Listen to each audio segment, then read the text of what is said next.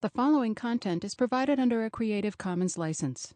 Your support will help MIT OpenCourseware continue to offer high-quality educational resources for free. To make a donation or to view additional materials from hundreds of MIT courses, visit MIT OpenCourseware at ocw.mit.edu. The original title of this course was American Television, A Cultural History, and you can take that to be the subtitle of the course today. The course title was changed to Understanding Television, in part to accommodate a colleague of mine who alternates teaching television with me at MIT. And when he teaches it in a more international perspective and in a somewhat more theoretical way, and pays less concrete attention to programming, to specific programs, than I will do in this course. One central feature of this course is that you must watch as much television as you can possibly bear, even more than you can possibly bear. And although we will every Wednesday night have assigned viewings, partly because a lot of television's history is not available any longer, the only way to make people know about it for sure is to try to give them at least a sampling of older television. So every Wednesday, probably won't be a 3-hour session, but every Wednesday for 2 or 2.5 hours, we will show you texts, videotapes of programs from television's past. And we'll move chronologically, so eventually we'll get up closer to the present time. We will probably end with some programs that are actually on the air now, programs like The Sopranos or 6 Feet Under showing on HBO, perhaps a show like The West Wing, which is on one of the networks. But most of what you will see in these viewings is material that is unavailable, not even on Nick at Night. It is unavailable in reruns, and it's the only way to give you at least a partial sense of the historical matter with which the course is concerned. But in addition to those viewings, to those Wednesday night viewings, my hope and my expectation is that you will all watch a lot of television. I think that you watch old television. That is to say, if you can get Nick at Night and you can watch older television programs, that's the ideal. Or if you can watch reruns at whatever weird hour you happen to be awake, that's the ideal. In other words, try to expand your sense, and even watch programs that maybe you never watched when you were younger because you weren't interested in that particular genre or category or performer. To get a sense, as much as you can, to fill in a sense of what was on television, what television programs from the past were like. One of the unique aspects of television, especially in the United States, and it's actually, I think, now becoming a kind of global phenomenon, is that the medium has a unique power, an utterly unique power, to keep its own history in some fragmented form constantly before its audiences. Because the movie audiences that went to the theaters in 1945 or 1950 were not able, when they went to the theater, to see movies from the 30s. Those movies existed only in memory, and there were no university courses in movies either. There weren't even any archives or libraries that saved movies during the period when movies were actually an important cultural force in the United States. In a certain sense, that's one of the ways in which we can say that television has as a mechanism, or as a social technology, as a social formation, has an even greater power than the movies, because it has this extraordinary power not only to renew itself, but to make its contemporary audience in some degree familiar with its history. And a channel like Nick at Night, of course, makes this explicit. Nick at Night trades on the fact that it is the channel of television history. And sometimes it even has parody figures who I sometimes fear are actually literally parodies of me.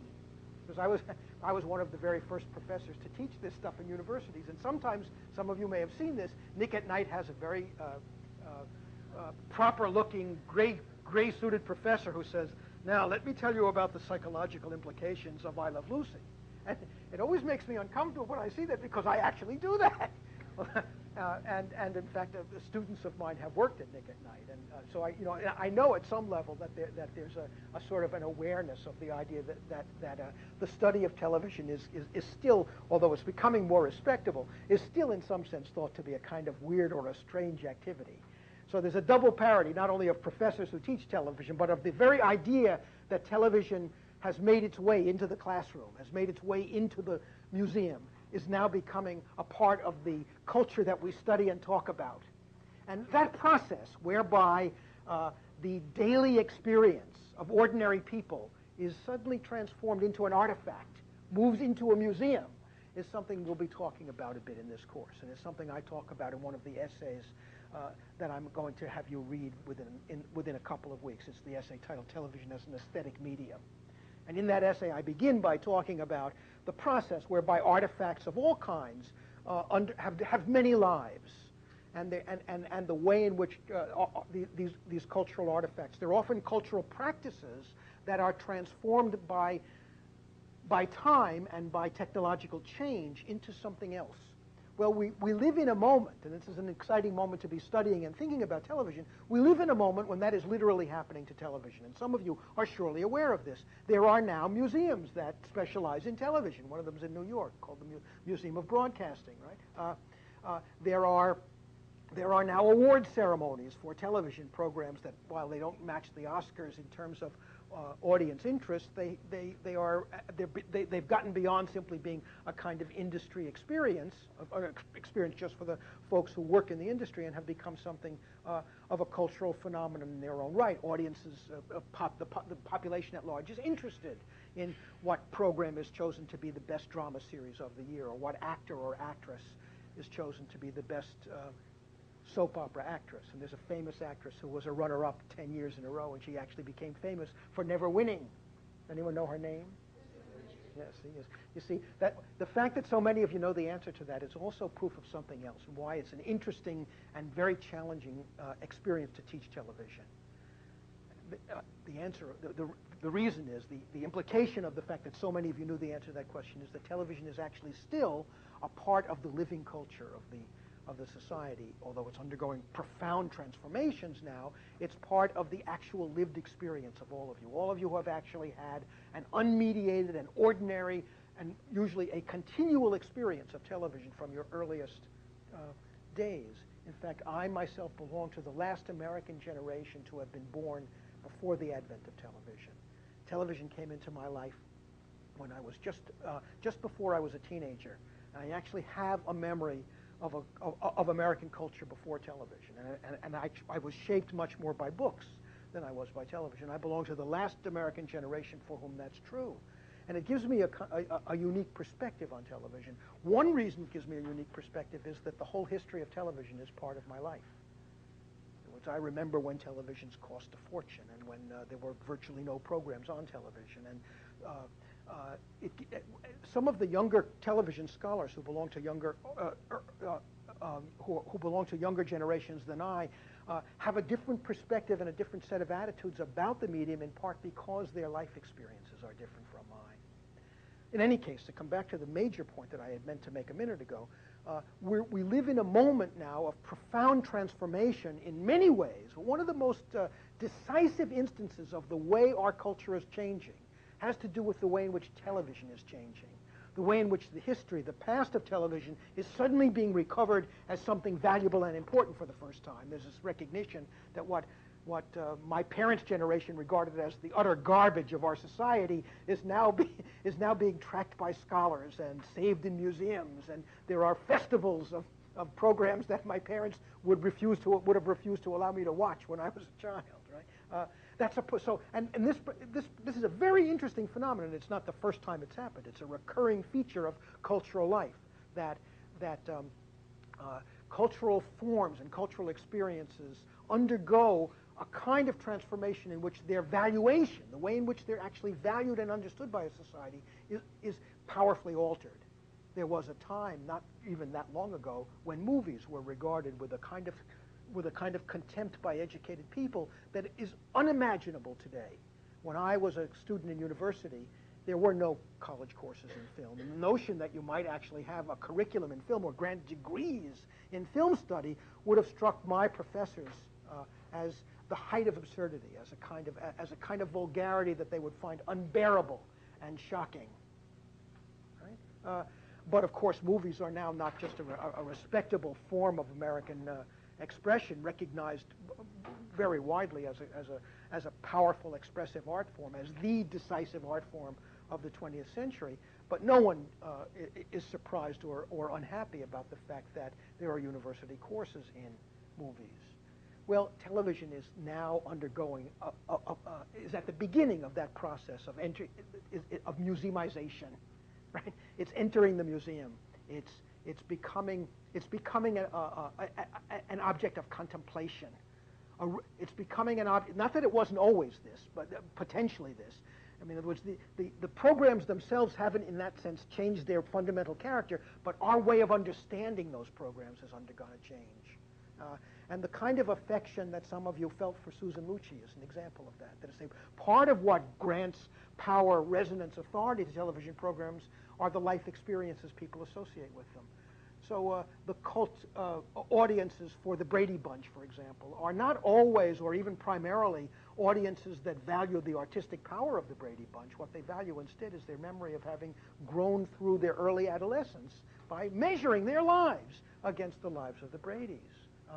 Well, cultural forms of storytelling that implicate themselves in the lives of a population, in the lives of ordinary people, so deeply and powerfully, are worth studying, even if they have no other claim on our attention. One of the ambitions of this course is to make you aware of television in what we might call this anthropological and sociological dimension, to make you aware of the extent to which the power of the medium to become a part of the daily habitual experiences of American lives is at the heart of its power, and why that power is so rare and so extraordinary. And so that's one fundamental aspect of what we want to do in the course. And of course, what we also are going to be doing then is studying the ways in which this medium has altered, evolved, developed over now something like 50 years. Its development and its transformation has many lessons for us. It is intrinsically interesting, that development, that evolution, that history is intrinsically interesting, and I hope to show you why that's true, and expose you to some of the pleasures of historical, in a way, of original historical research. Parenthesis. One other exciting thing about studying television is that at one level it's contemporary, another level it is a historical artifact, but almost all the work that you might be doing on specific programs in this course can be understood to be a form of original historical research, because television scholarship is still in some respects in its infancy. I mean, there's a lot of very bad stuff that's been done in the last 10 or 15 years as it's actually become an academic field, and young faculty members have discovered they can credentialize themselves and earn promotions by writing about the Brady Bunch.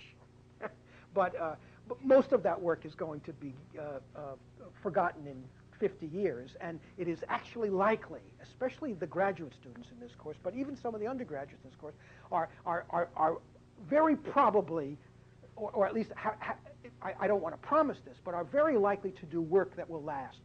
The papers you write in this course might actually be publishable, might actually be a contribution to the historical understanding of our society, because if you're working on programs that no one has worked on before, or if you see them in a light that hasn't been shown on them before, you'll be saying valuable things. And there actually are places in which the work of graduates and undergraduates on television programs can be published. And I've actually been toying with the idea of making up some sort of a course journal of some sort. Maybe we'll put up a website in which the very best writing in the course is put up on the web.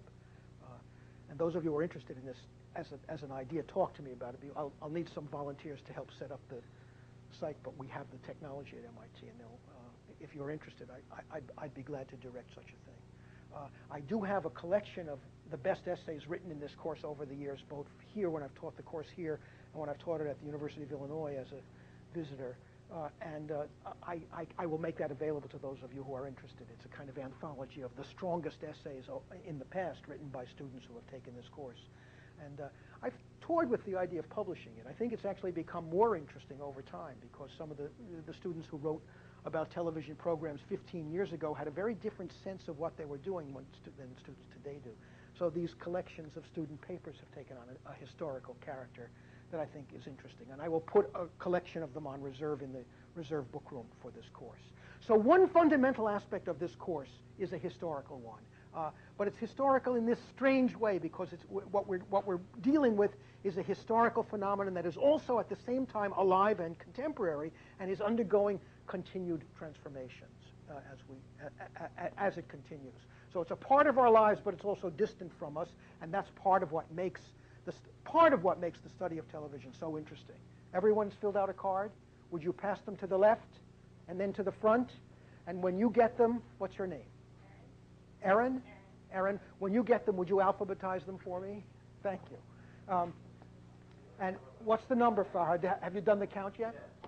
26. Okay. How many of you are graduate students? How many are graduate students? 2, 4, 5. I'd like to meet with the graduate students after class briefly to talk about certain special obligations you'll have if you continue, as I hope you will, in the course. Now, let me say a few things about the syllabus itself, and then turn to some other matters. Everyone has these two sheets. The first sheet says required text, and it's a list of, in two categories of secondary sources. And then the second sheet is the schedule of classes and topics. Let me make a quick comment about the. Does everyone have copies of this? I know there are enough around, so let's make sure everyone has them. And then again, folks, if there are additional copies, please save them for me so I can hang on to them for students who may add the course or for later purposes. So page 1, required text. There are 3 texts that I've required you to buy in the course. One is what still remains in a way the only real history of television. It has its limitations, but it's still the best book of its kind. And its bare bones history, especially of the economic structures of television, remains unsurpassed. It's Eric Barnow's book, Tube of Plenty. And over the course of the term, you'll end up reading most of this book, if not all of it, as our kind of skeletal history, although it's not a fully adequate history at all. Barnow was himself belonged to a generation that regarded television in a very negative light, and his inability to see television in more complex ways colors his treatment of the material. He's not very respectful toward the audiovisual complexity of television, even of early television. So there are limits to the book, but you'll recognize those limits easily, and there are ways we can compensate for that limitation. It's also a healthy and valuable thing to be reminded that books don't always speak a perfect truth, that they are imperfect and partial objects, even when they're written by your professors. The second book is Brooks and Marsh's Directory of Primetime Television Programs. Many of you probably have this book or have had earlier editions of it. You must buy the latest edition, and you must use it as your Bible in the course. There are limitations in this book, too, which we will talk about. Its descriptions of courses, of programs, is often inadequate, limited, silly in some ways. It tends to be obsessed by plot and very rarely captures very much of the atmosphere or texture of a program. The length of its entries is often all out of proportion to the relative importance of its program, of the programs it describes. So it has profound limitations. But with each new edition, the book has gotten richer and more complex, partly because it's listed more and more programs, and it remains a fundamental research tool, a fundamental resource for anyone interested in television. It's also a wonderfully fun book just to leaf through and and at the back of the book there is a list of the primetime schedule, the way programs were displayed to the original primetime audiences beginning in the late 40s and running right through, I think, 1998. We will be looking at that and learning from that as the course goes on, and I hope many of you will read around in this book on your own. Every single show that we talk about or that we view in our viewing session, of course I would want you to read the description of. But my hope is that you'll read the description of many, many other programs as well, and that they will help guide the specific kinds of research that you do. My hope is that, I won't require everyone to bring this book to class every day, but I'm going to count on the idea that there'll be someone in the class who has this book, because very often when we're talking about television, a show that seems worth mentioning will occur to me, and I'll want to remember its exact dates. I can usually come very close. I know the dates of many, many programs. Of course, I've been studying the medium and watching it all my life, but the medium is too rich in terms of simply the number of programs that have been on for any one person to have mastered that.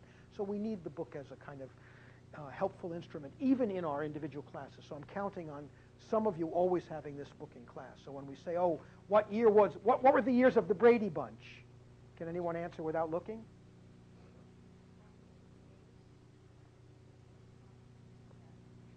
I think that's not a bad guess. I think it starts in the late 60s, but I think it runs for a longer time. Check. And there is other useful information in the back of the book that, as you will see when you begin to use it. You'll need it for the writing of papers and so forth in the course in any case. And the final book is the standard anthology of television, of writing about television, edited by Horace Newcomb, late of the University of Texas, now at the University of Georgia, the director of, just recently appointed the director of the Peabody Television Awards. And this book is in its 6th edition. In some ways, the 6th edition seems to me less interesting than the 4th and 5th editions, and I'm going to put all the editions of this book on reserve. I think there's a publishing impetus behind this. I mean, if the book changes its contents very frequently, it has to be repurchased all the time, and the older editions are thought to be out of date. In this case, though, the writing about television has undergone such a transformation in the past decade that it's also understandable why Newcomb would want to try to get more recent texts. There are a couple of essays that remain standard about the history of television, about the nature of television, and they have not changed. There are, I think, 2 or 3 essays in the book that have been in every edition, maybe every edition except the first. And one of them, the most luminous essay, I think, in the book is by me. And Newcomb has written a beautiful tribute to that essay. It means a lot to me because Newcomb is a much more prolific scholar of television than I am. And he once wrote several paragraphs about the importance of that essay. It's an essay that I'm going to have you read at some point. I think it's on the syllabus. It's called Television Melodrama. And it's been in every edition. And one reason I'm proud of it is that almost everything else in the book has changed in the course of the number of editions it's gone through. But it's a useful book, and we will read a certain proportion of that as required reading. And then many of you will find other essays in the Newcomb anthology useful depending on the specific kind of work you choose to do in your writing.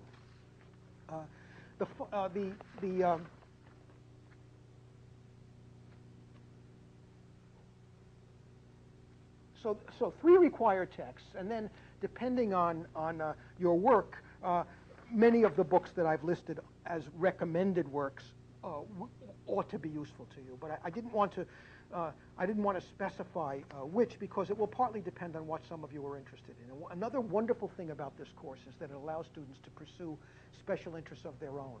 If you're preoccupied by the treatment of race on television, for example, which is a very rich and interesting subject, of course, because it mirrors in some respects, the attitudes toward race in the second half of the 20th century in our country, there are specific texts or books in that list that you might be more interested in than others. If you're interested in the treatment of family life or in the treatment of gender on television, there are other texts that I might send you to. But I've offered you this list partly as a way of showing you that television, the field of television study, is now really a field. This is not at all a complete list of all the possibly relevant materials that we might actually look at, but it is a list of works that I have at least some respect for. In many cases, a great deal of respect for. And there's no book on this list that I think is without some real value, and many of them are very important and central to our study of television. There are a couple of texts on the list that are not about television that have a kind of larger interest for me. One of the most important is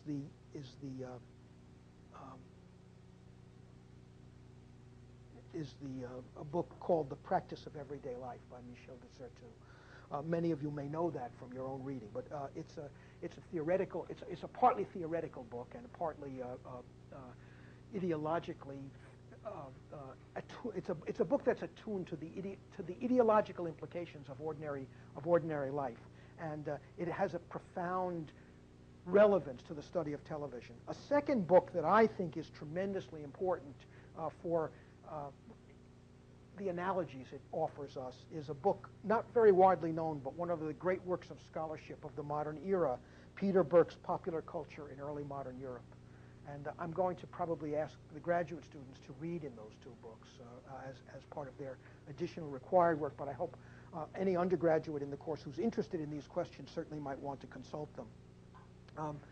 Finally, well, not finally, next to it, finally but one, the collection of essays by Roland Barthes called Mythologies has had a profound impact on my own thinking about popular culture, and at least one of those essays we'll actually read and discuss as a group.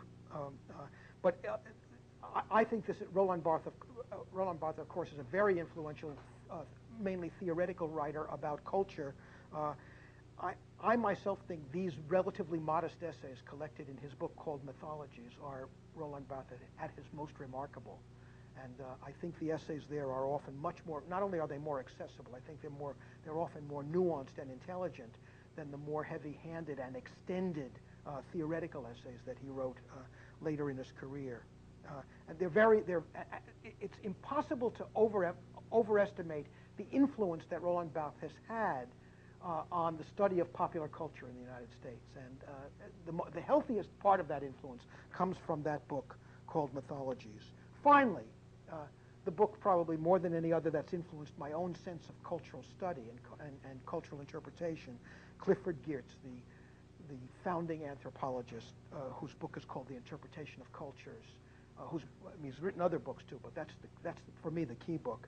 And there are two essays in that book that are especially important. I haven't decided whether to require the whole class to read it. Some of you will certainly have to read it depending on the kind of project you pick up on. I certainly recommend this to the graduate students as one of the seminal books about interpretation and culture of the last 50 years. Let me turn very quickly to the schedule of classes and topics. The reason that the syllabus is somewhat incomplete, and that I've actually only given you the readings for the first 3 weeks, is that I wanted a little more time to think about how to handle the problem of the fact that television as a phenomenon has been growing at both ends. In other words, we've been recovering more and more of television's past, and more programs from the early days of television are being recovered. Some of them were broadcast live, and we thought, well, they just went out into the ether, but it turns out that even many of the programs that were broadcast live were recorded in some form. They had a system called kinescoping. Essentially, they put a movie camera in front of a television screen, and while the program was being broadcast, the camera recorded it. And it's turning out that there are archives or private collections that are showing up every day in something of the way that the history of silent film is expanding in a similar sense. People are going into the garages of old film scholars or script writers or of old directors, and they're discovering films that we thought were lost. The same thing is beginning to happen to the history of television, so that one of the things that's happening is that shows from the early 40s and the 50s, many of which were broadcast live, records of those, versions of those are starting to show up. And of course, at the other end, at its contemporary moment, television is expanding at an exponential rate. There are more networks, more programs, more of television that's produced from abroad is available to us for a variety of reasons that we'll talk about a bit as the course goes on. And so the complexity of this problem is something that has given me some pause, and I wanted to give some thought to how to handle the question. One way I've decided to control the subject matter is already implicit in what I've been saying. Although television is a medium for many kinds of expressions, in this course we're going to center on storytelling, on its fiction programming. And even more narrowly than that, we're going to center on its primetime programming. I won't forbid people to talk about soap opera, and soap operas are relevant and one of the most powerful and interesting fictional forms on television, and students in the class who wish to pursue projects about daytime fiction programming are encouraged to do so, but in our main discourse, in our class itself, and in our required viewing, we're going to stick to primetime fiction.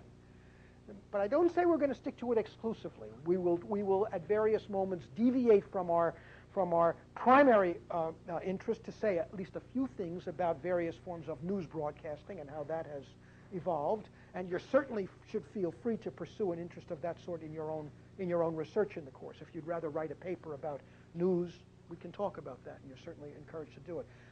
You can write essays and do research on the commercial aspect of television if you wish to. One of the students who took this course here at MIT some 15 or so years ago is now the president of an advertising agency in Boston, and has sent me commercials that a kind of mini archive of commercials going back to the 1950s, and we may take a look at some of those in the course of our investigations. Yes.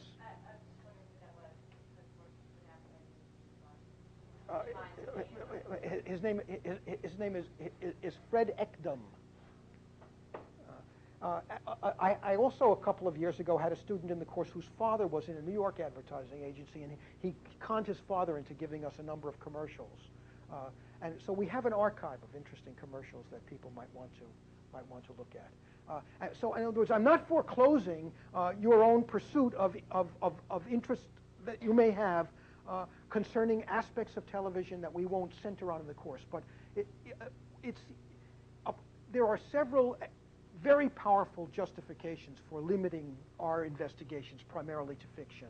The first is that it's the most important and powerful and influential form of television. It's what most people watch. Recently, there have been some minor changes in that with what is called, quote, reality television. But the primetime schedules today are freer of fiction than they've ever been. There's less fiction on television now. There are fewer primetime series than ever in the medium's history. My own suspicion is that it's a momentary and temporary phenomenon that we will go back to storytelling. Every culture tells stories to itself. Every culture has a variety of institutions whose function is to tell stories, is to narrate a kind of continual version of itself to itself. And television played that role in American society has played that role in American society for over 50 years. That's one justification for looking at its stories. Its stories have been what most people have watched. The largest number of people have spent the most hours watching its stories. Right? The title of my magnum opus unpublished magnum opus on television is Story Machine. It was a machine for telling stories. And it perfected certain strategies for the mass production of stories that it inherited from the movies that made it the most astonishing machine for storytelling in the history of the world. And there's an appetite for stories in populations that television served. So that's one justification.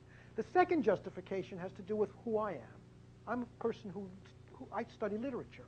And I regard, although I'm interested and recognize the importance of the anthropological and sociological and political and ideological dimensions of television, they're in some ways more important than the aesthetic. I'm still interested in the stories as aesthetic objects. And I'm especially interested in that miraculous, surprising, always astonishing process whereby relatively minor, relatively trivial, relatively undeveloped kinds of materials over the course of time are transformed into something more and more complex, something more and more rich. I'm interested in the process whereby artifacts are transformed into works of art, whereby simple narratives become complex narratives. And again in this course, we're going to return to that phenomenon, to an interest in that phenomenon, and try to. And one of the wonderful things about studying television is that you can actually study this process. You can watch by studying the evolution of television genres, a process of complication in which the stories not only become more responsive to the complexities of the outer society and become more layered and resonant and complex simply as audiovisual objects, but you can actually see these programs' notions of what character is and what the relationships among characters might be deepening and complicating over time. In other words, you can, in a way, what what fascinates me most of all about television, even though I would hardly say, I would not want to say this is the only thing we're going to talk about, but it's going to be one central concern in the course, is this amazing process whereby we can study what I'll call the enabling conditions of art. The enabling conditions of art. Now, let me give you a couple of examples of what I mean to sort of clarify more fully something of the excitement of this kind of process and how we're going to be able to look at it in this course. I'm going to show you something some of you will I hope recognize if the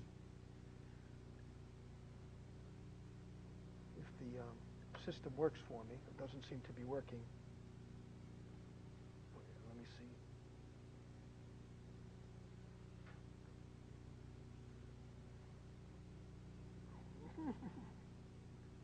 Maybe now.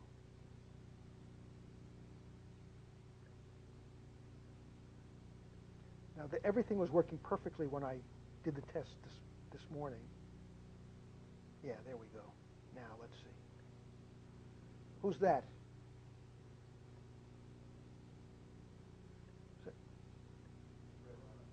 Who's Fred Ott? Who's Fred Ott? He's an incredibly important historical figure, and you've never heard of him. I'm kidding. But now, I hope you'll never forget about who Fred Ott is. Now, how did that zoom by itself? I'm supposed to control the zoom.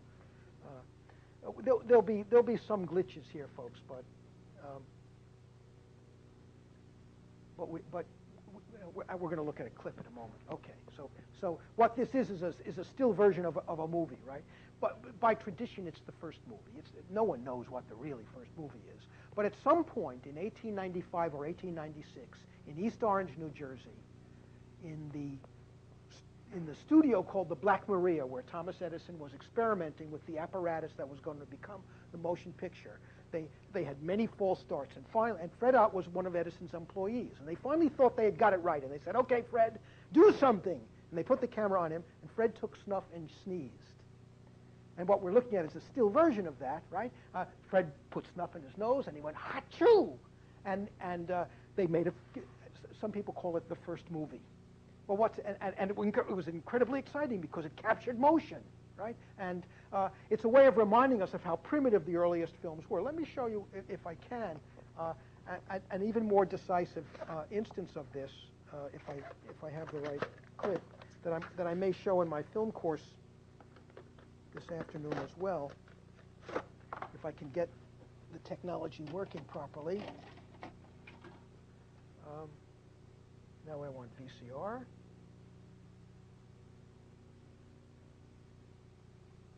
Watch this.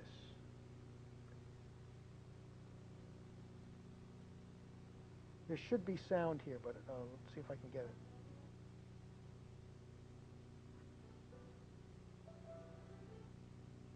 Close to Fred Ott sneeze. Why?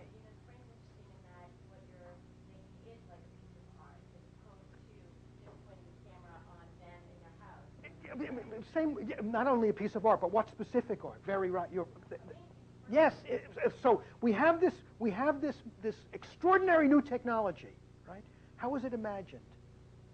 It's imagined through the uses of old forms of representation, even when those forms of representation are in many ways fundamentally inimical to the inherent or fundamental features of the new form. I mean, one of the most fundamental things about the movie camera is its mobility. What do we see there, right?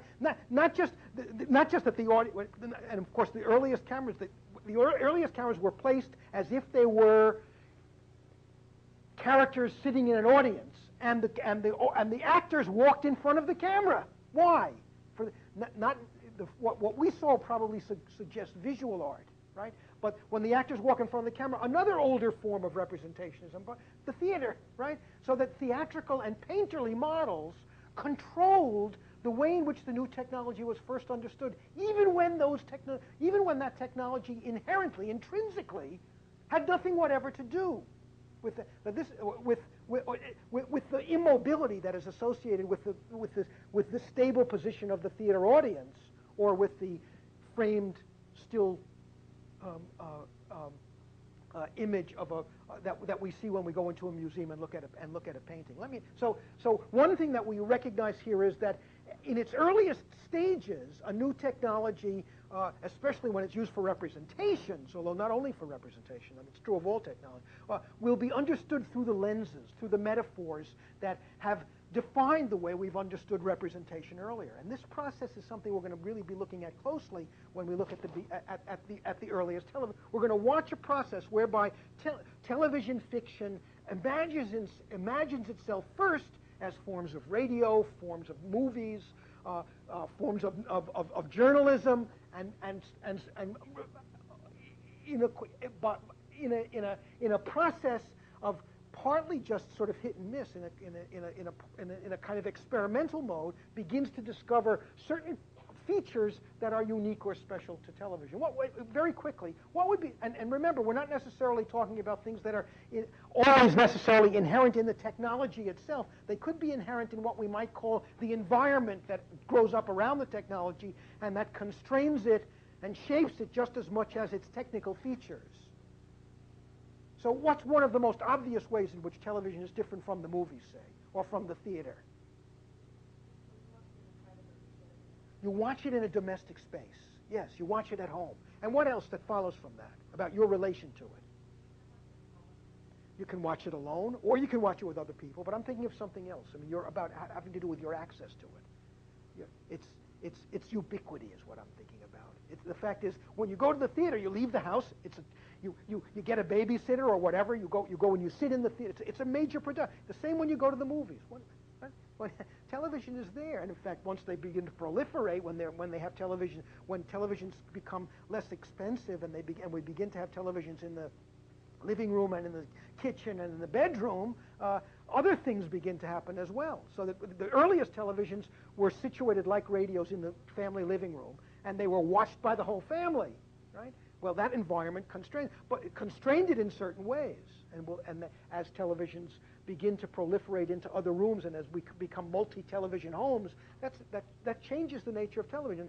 You can think about what happens at that moment. It's fairly obvious what begins to happen is you begin to get what, after the advent of cable and satellite broadcasting, becomes an obvious norm, but actually begins to occur much earlier.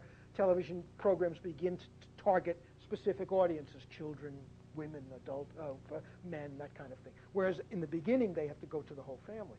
But even more than that, even more fundamental than that, is the ubiquity of television. The fact that it's in your house, that you can watch it while you're making dinner if you want, that you can eat your dinner while you're watching it, that you can watch it in a way that it's a much less demanding, even though it's in your house, it's a much less demanding and imperial experience than going to the theater or going to the movies, right? In the early days of television, one of the things we constantly heard from the naysayers was how contemptible it was, and some of this contempt spilled over to the stupid audience that was so dumb it didn't know any better, that television began to create variations on I Love Lucy and the cop show Dragnet instead of Shakespeare, right? And this was proof that television was an incredibly debased medium.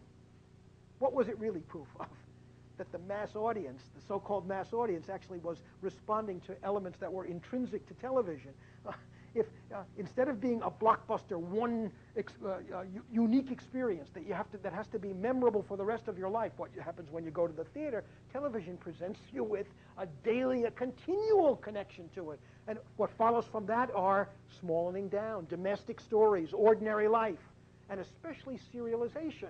Of course, I Love Lucy was more popular than the forms of televised theater that belong to what is wrongly called the so-called golden age of live television. It wasn't a golden age at all. It was a stupid misdirection. The golden age of live television was a version of that damn family, right? Movies as a form of visual art, movies as a form of painting. Now, I don't mean to make fun of it, because remember, every medium has to go through a process of self-discovery when it at first imitates and tries out the apparatuses and perspectives and formations of its ancestors. And that process we're going to be talking about in much more systematic ways as we go on in the course. And if I have time, as I think I will, I'm going to show you a very dramatic example of this in the history of television in a moment. Let's say one more thing about that damn family. which I only came across the other day, but it illustrates the argument so wonderfully well, even better than Fred Ott does. What I think. Tell me your name. Robin. What Robin said a minute ago was the most crucial thing. That what's decisive about that damn family is the way in which it understands itself as a form of painting, and accepts the restrictions of painting in a way that's not intrinsic to the nature of the medium. And that's proof that it's a very early film. But there's something else about it that's almost equally revealing. I mean, there's a kind of joke in it. It's so obvious that.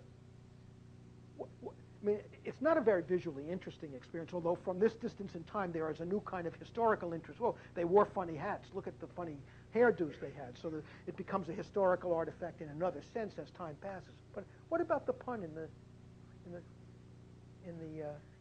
the title of it? That damn, it's a family named Dam, D-A-M, right? But of course, it's the late. Remember, movies emerged in the late Victorian period when any kind of risque language was very shocking, right?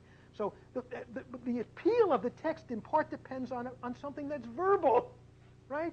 It's dependent on a verbal medium, right? It's the pun on damn that really explains part of the appeal of this thing. And again, that has nothing to do with movies. It's, in fact, you could close your eyes. There's no visual aspect. What's creative about that damn family has almost nothing to do with the visual character of movies. It's connected to ideas about painting, connected to ideas about family portraiture, and connected to ideas about language. It depends on a kind of pun. Here's that damn cook. Here's that damn dog, right? And it's harder for us to recover it because we live in such a debased age that people saying damn is no longer shocking, doesn't send a quiver through everyone. But in 1897 or 1902, when this movie was made, to say damn in public was to say something kind of shocking. Yes. Yes. Although vaudeville was more raucous, but yes, you're right, of course. And again, it's drawing on an older form of entertainment for its understanding of what it is. Now, it's very obvious to us when we look at something like That Damn Family or Fred Ott Sneeze that the inherent qualities of the visual medium that is about to be born are not yet understood. But it's important to recognize that it's a process that every medium goes through. And when we talk, and in much subtler and more systematic and concrete ways, these are the kinds of questions I want us to be asking, in part, about the emergent medium of television. I'm going to show you a version of that in a moment that will have very great resonance, I think, and will also illustrate the profound political or ideological import of some of these questions. But before I do that, I want to show you, I'm maybe doing too much in one day, but I want to show you how deep this process is, how far back this process of imitation of ancestor worship by a new medium goes, and how we can see it. And you'll just as a way of illustrating. Now, can you see? I don't remember where I am here.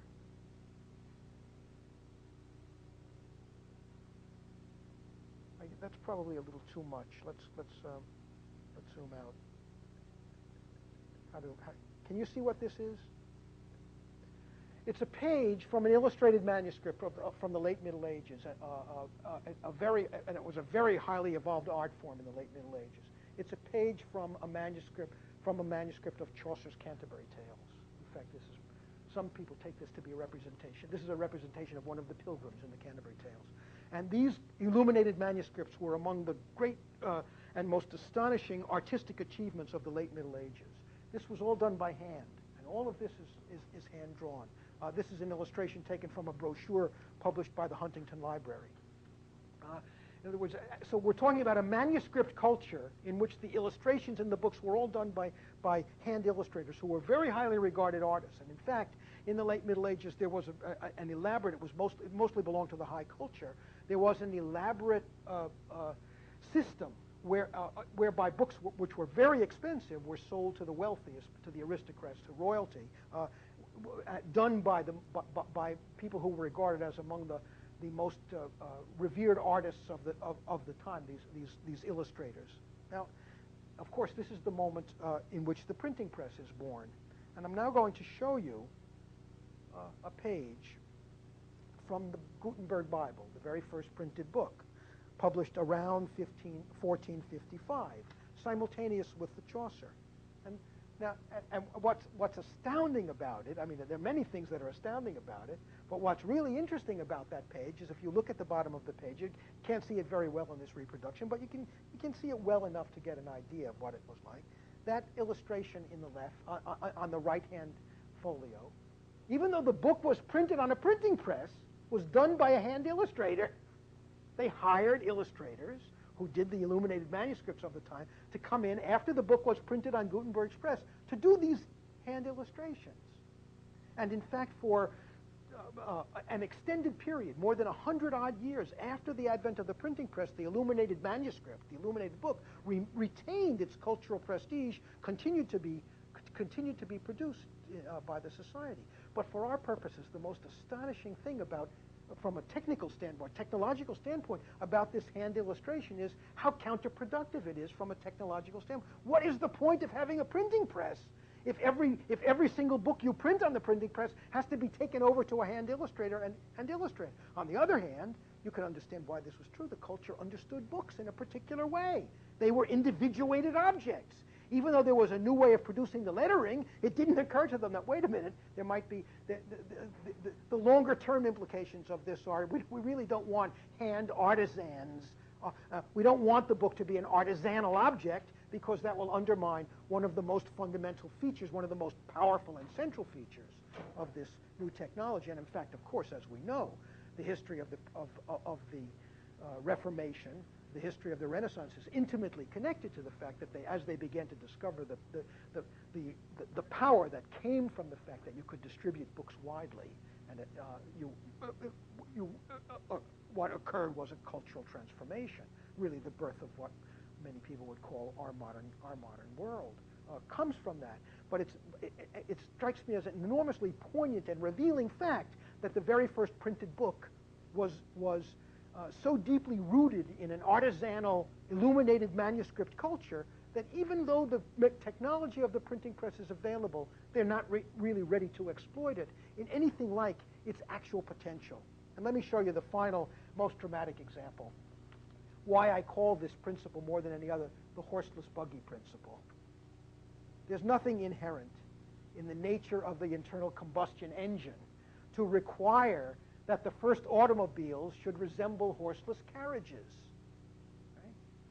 That fact owes its life to our inherited notions of transportation, to the metaphors and models through which we understood transportation, to centuries of wagons and horse-drawn buggies and palanquins, right? To centuries of forms of transportation that precede the internal combustion engine. And in fact, I'll move it up a little bit.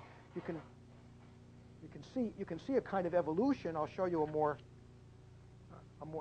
you can see how the evolution occurs. This used to be a favorite kind of strategy in books extolling the powers of technology. Was to juxtapose, in the way that Neanderthal man evolves into modern man, so the horseless buggy inevitably transmogrifies itself into this remarkable modern engine. Well, all of these are illustrations of the same basic point, and we can call it the horseless buggy principle, or we might want to call it the Fred-Ott principle, which is another term I like to use for it, partly because if we talk about the Fred-Ott principle, it can remind us of the astonishing distance between Fred-Ott's sneeze on the one hand and something less than a quarter of a century later, or about a quarter of a century later, Chaplin's The Gold Rush, or Buster Keaton's The General. Highly complex, elaborated narrative art in less than 30 years, from something as simple as That Damn Family or Fred-Ott sneeze. Well, let's now turn in a more specific way in the 20 minutes I have left to a television version of this. And I want to show you a fragment of a very influential and well-known television program and have a discussion with you to conclude the rest of our class today.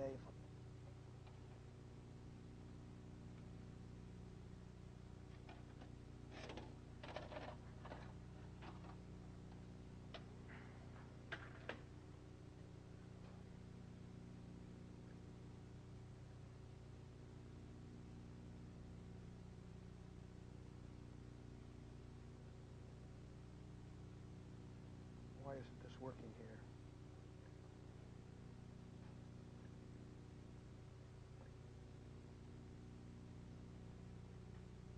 Oh, here we go. But now I can't. How do I get this back? Oh, there we go.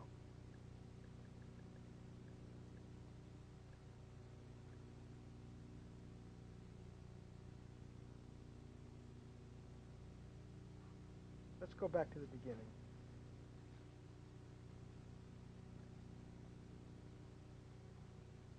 Loss of video. Come on.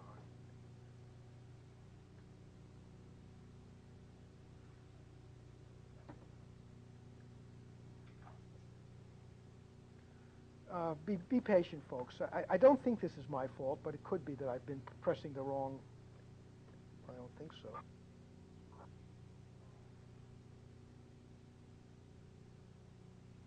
I didn't mean to let the whole thing run, but I was thinking about what I wanted to say, and I lost track of what I promised. Talk to me about what you saw there. Just that opening. What does that introduction signify? Yes, who are you? Say again, Lily? Lily.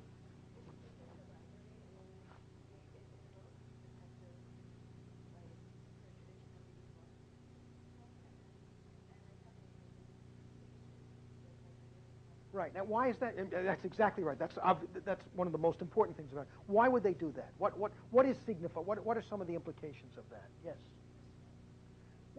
Yes, you're right. But elaborate that. I think that's exactly right. Books have, or at least this point, books have always been a part of intellectual experience. People can be usually typically smarter, and books are just respected Right. more than Beethoven. Oh, right. So it's right. I mean, so the point would be that it's a cultural form, the older cultural form, which has much more prestige and respect in the society, is invoked to try to, by association, create a kind of respect for the new form. That's right. That's a part of it. Yes. What else?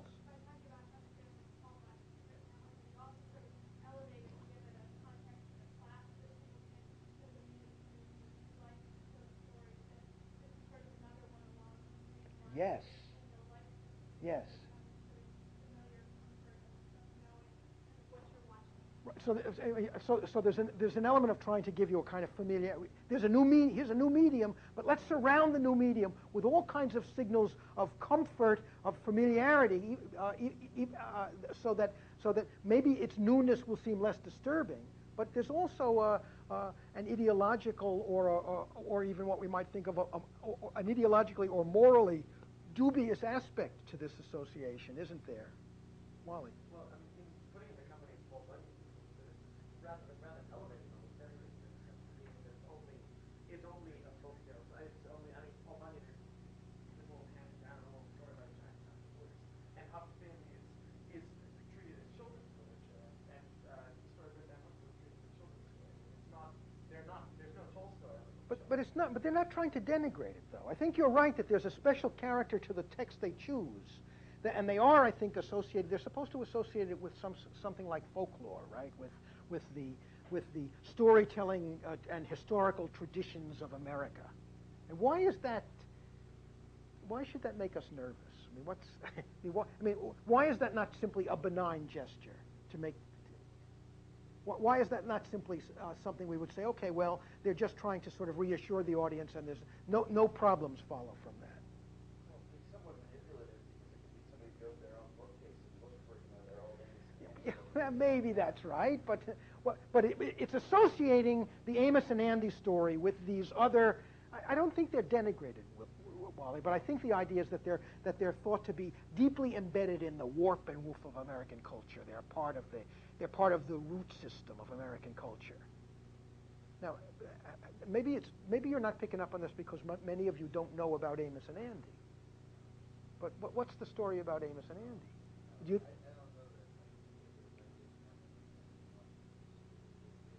it's right.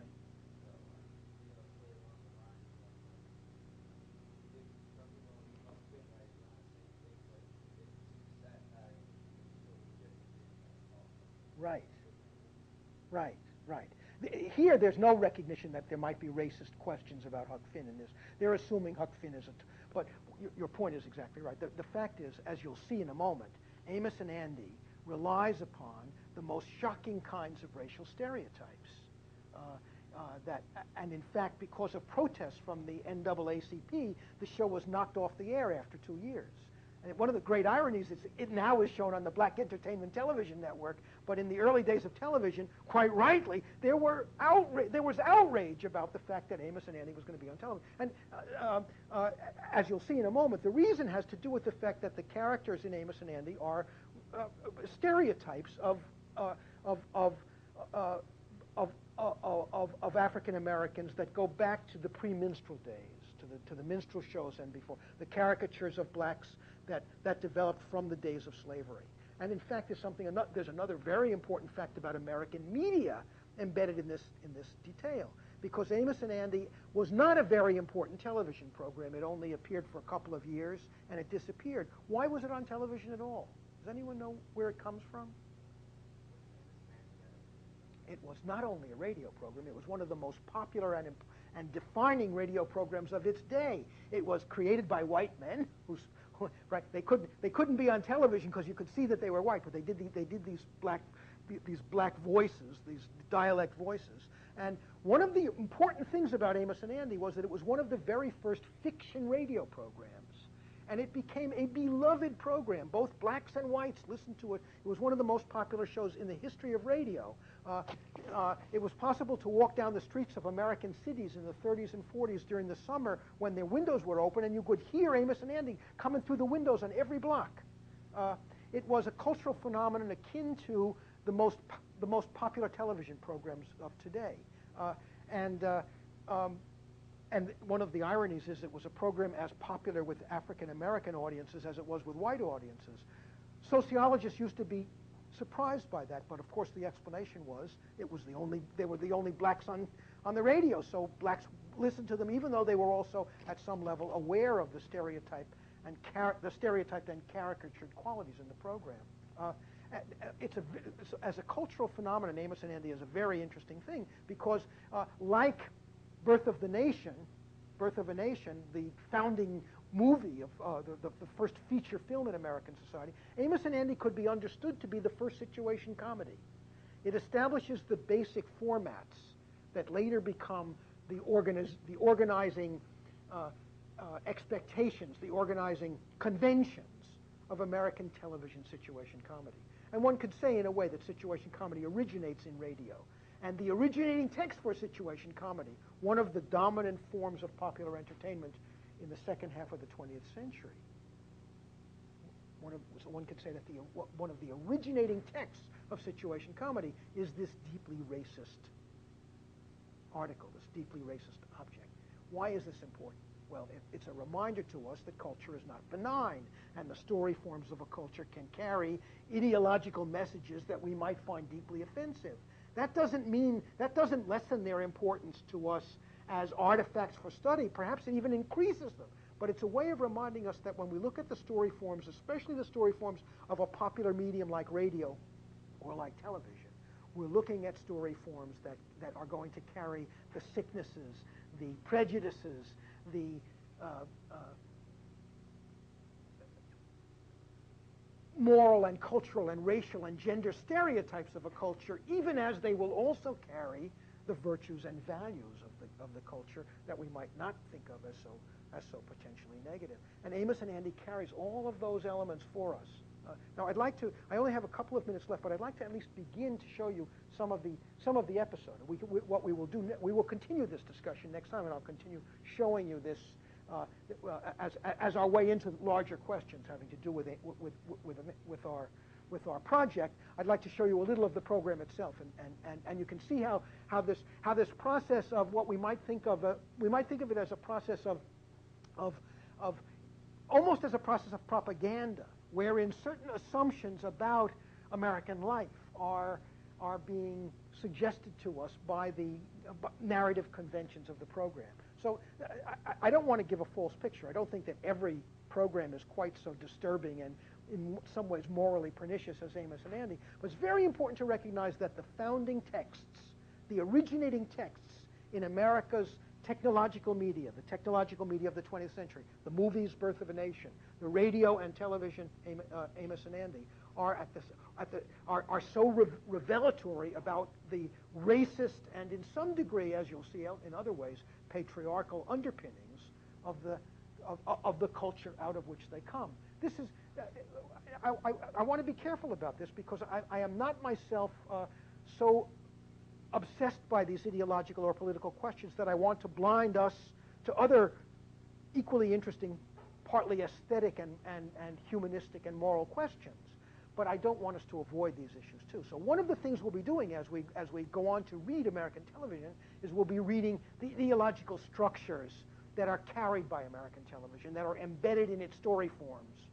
And if you think now, on the basis of what I've already said about what situation comedy is, it will begin to be clear to you what some of you surely already know, that situation comedy is one of the central systems for reminding Americans about what roles belong to women, what roles belong to children, what the function of the family is. It's an ideological machine, right? And therefore, the transformations of situation comedy become culturally and anthropologically profoundly important because they mirror, not exactly in a one-to-one way. Social reality is often far ahead of what is reflected on a conservative medium like television. But nonetheless, what the changes in the way the family or the way the races are represented on American television can have profound importance to us.